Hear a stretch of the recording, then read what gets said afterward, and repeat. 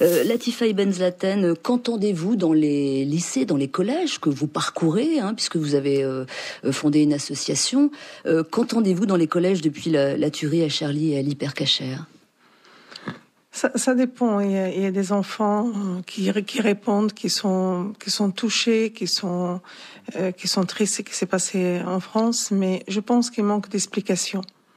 Parce qu'on l'explique pas assez. Vous savez, il y a des jeunes, l'ignorance, c'est beaucoup. On ne peut pas expliquer par une image. On doit dialoguer avec les enfants. Pour faire 1 minute de silence, on doit expliquer. Si on n'explique pas, on ne comprend pas, malheureusement. C'est quoi Charlie? Pourquoi on est tous pour Charlie? Les enfants, ils posent la question. Moi, je ne suis pas Charlie. On est tous de Charlie. C'est qui avait Charlie aujourd'hui, ça peut arriver à moi, ça peut arriver à vous. On n'est pas à l'abri. Alors... On n'a pas assez expliqué. On n'a pas assez expliqué. Et ça, je suis sûre et certain. Et quand j'explique aux enfants, je vous assure, j'ai témoigné dans un établissement pas longtemps, il y a des gens qui pleuraient. Des jeunes enfants, des collégiens, des lycéens qui pleuraient. Parce que je l'explique. Je dis, voyez, moi j'ai perdu mon fils. Mon fils est mort digne. Il a refusé de se mettre à genoux. Il est mort debout. Un soldat de la République. Si c'était votre frère, qu'est-ce que vous direz? Ça vous fera pas de la peine? Vous ne ferez pas la minute de silence? Oui, madame. Moi, quand j'étais jeune, j'ai un exemple. Quand on traversait la route et on voyait un cercueil qui passait, ma mère, elle me dit, stop, faut s'arrêter là, ma fille. Pourquoi, maman? Il y a un mort qui passe. Ça fait la minute de silence. Ça, c'est un respect pour le mort. Alors, à l'école, ça doit passer la même chose. On doit expliquer pourquoi on fait la minute de silence. Si on explique à l'enfant, l'enfant, il comprend. Et l'éducation, c'est très important, monsieur. Parce que la base et la responsabilité, c'est aux parents. Mais quand certains parents, ils sont séparés, il y a la mère qui vit seule avec ses enfants. Et le père, il est absent. Il y a beaucoup d'absence de père, malheureusement. Il y a beaucoup. On voit beaucoup plus la mère que le père aujourd'hui. Où est son père? Où ils sont? L'enfant, il n'est pas né seul.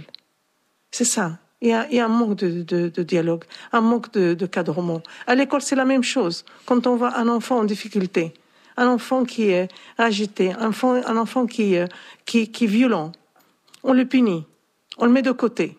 Mais non, on doit l'aider. On doit donner un coup de main. On doit savoir pourquoi il est violent.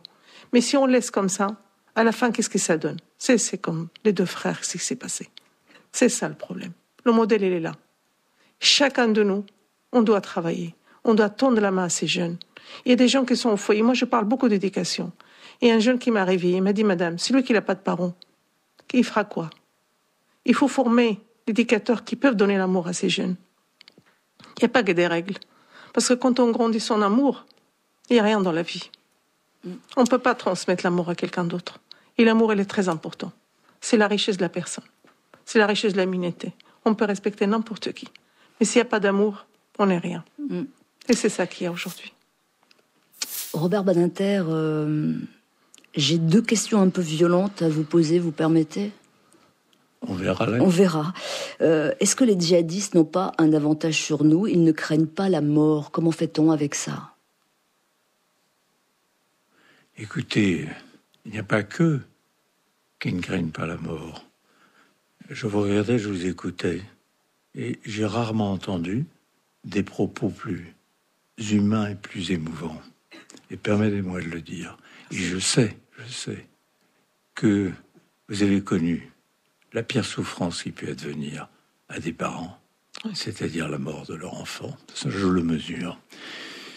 Et ce propos que vous tenez, il m'atteignait au plus profond, parce que vous avez réussi ce qui est peut-être le plus difficile dans un parcours humain.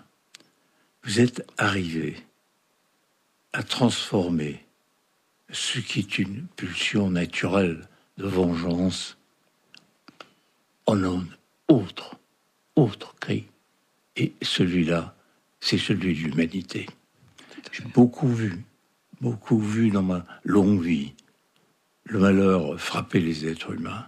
Et c'est pourquoi je vous dis, venant d'une femme aussi cruellement frappée que vous l'avez été, vos propos ont encore plus de force que ceux de n'importe quel homme, y compris de n'importe quel imam.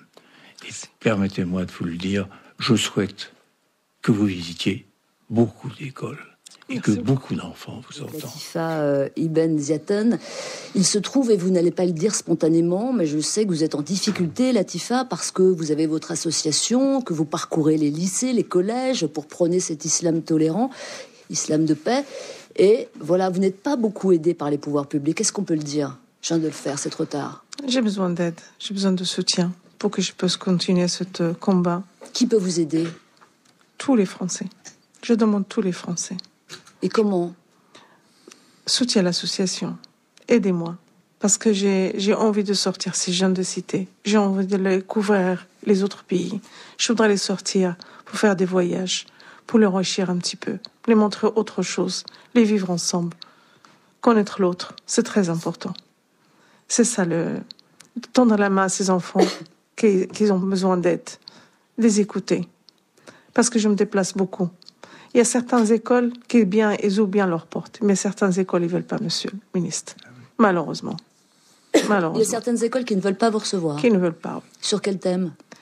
Vous savez, même qu'il y a des difficultés, certains établissements, ils vous disent mon école, il va très bien, on n'a pas besoin de vous. Et je trouve ça dommage parce que on a besoin de passer ce message de paix, ce message de vivre ensemble, le respect de l'autre. Et on a besoin de transmettre ce message, la valeur de la République, la valeur de l'humanité, la valeur de vivre avec l'autre, malgré nos différences. Mais malheureusement, il y a certains qui ouvrent les portes, il y a certains qui ne veulent pas.